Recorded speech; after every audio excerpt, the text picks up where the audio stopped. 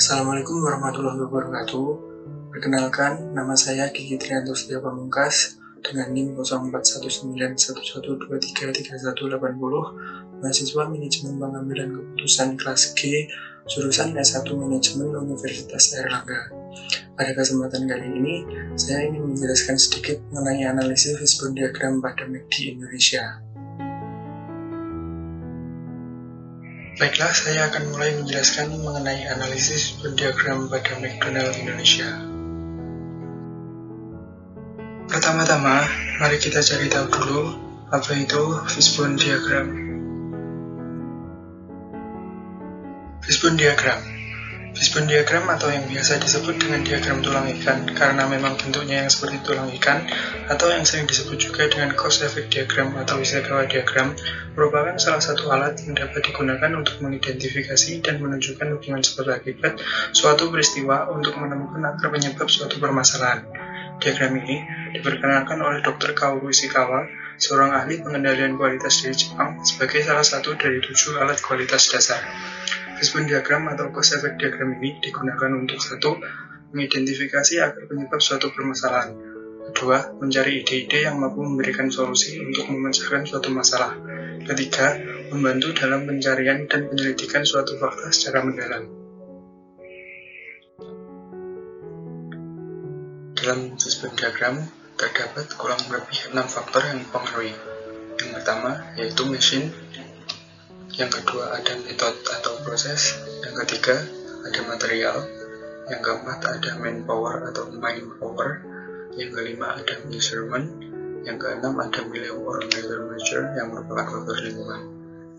Dalam penerapannya, fishbone diagram bisa menggunakan 4 hingga 6 faktor tergantung jenis perusahaan yang menerapkannya. Kemudian sekilas tentang McDonald Indonesia. McDonald merupakan restoran fast food terbesar di dunia yang diawali pada tahun 1955 di California, Amerika Serikat. Dengan produk unggulan berupa burger bernama Big Mac, McDonald hingga saat ini telah memiliki ribuan restoran yang tersebar di lebih dari 100 negara, yaitu salah satunya di Indonesia.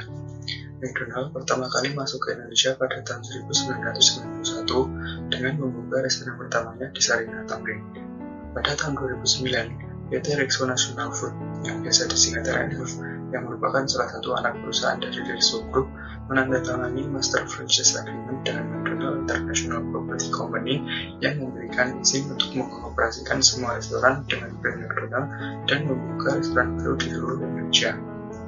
Hingga saat ini, PT RNF telah membuka sekiranya lebih dari 200 gerai McDonald tersebar di berbagai kota di Indonesia yang didukung dengan lebih dari 14.000 karyawan di seluruh Indonesia. PT RNF melalui McDonald Indonesia selalu berkomitmen penuh menyuguhkan pelayanan yang terbaik bagi pelanggan, menghadirkan kualitas makanan terdepan, serta memberikan manfaat yang besar bagi masyarakat Indonesia. Lalu, masalah apa sih yang sedang dihadapi McD Indonesia baru-baru ini?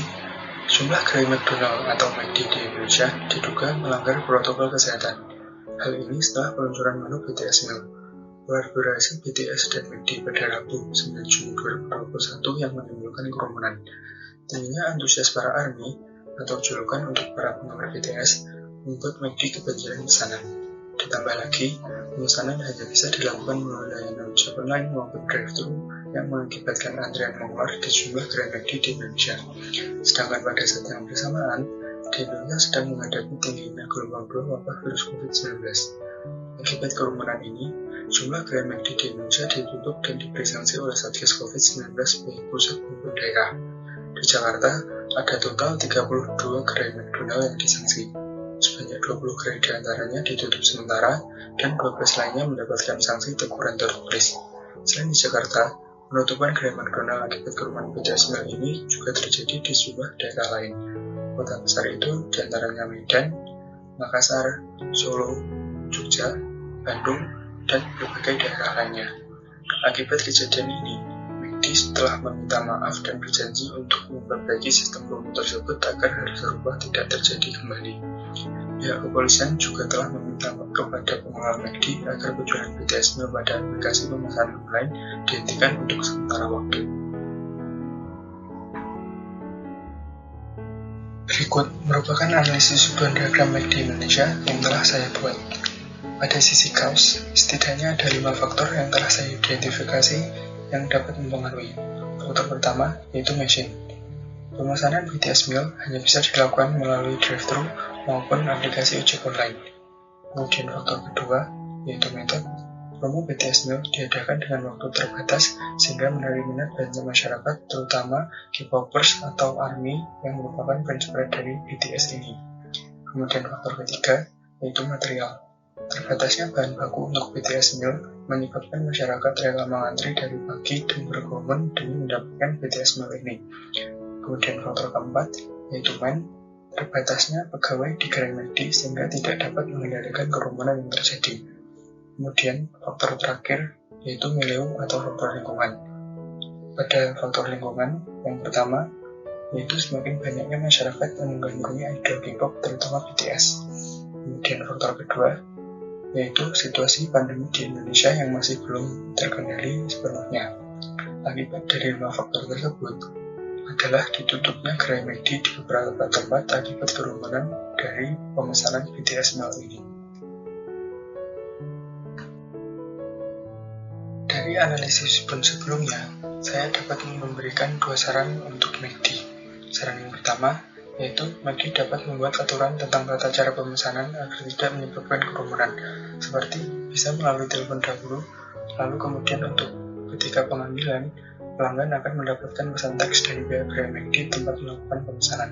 Saran kedua, yaitu melakukan perekrutan karyawan tidak tetap selama pemberlakuan promo BTS Meal untuk membantu mengatur antrean pesanan di gerai agar tidak menyebabkan kerumunan. Nah, cukup sekian yang bisa saya sampaikan mengenai analisis band diagram pada McDonald Indonesia. Apabila ada kurang lebihnya, saya mohon maaf. Wassalamualaikum warahmatullahi wabarakatuh.